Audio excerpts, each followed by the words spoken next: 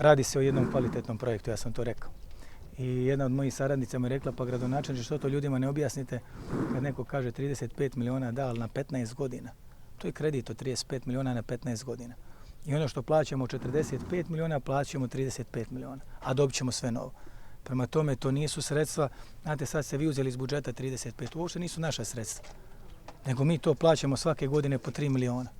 I 15 godina puta 3, 3,2, 3,3 miliona. Mi smo digli kredit, maltene, i otplaćujemo ga u mjesečnim ratama manje nego što nam je račun za struju.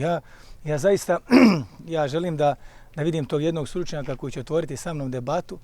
I ako vi mene mediji, uvaženi naravno i Crnadak i kogod, mislim Emeritus Selak, ko već, ako će me neko uvjeriti da je bolje da plaćam struju 4 miliona, imam krš rasvjetu, ili je bolje da plaćam struju 3,5 miliona, imam sve novo, plaćam jeftinije, imam sve novo. Ja ne znam ko se to može buniti.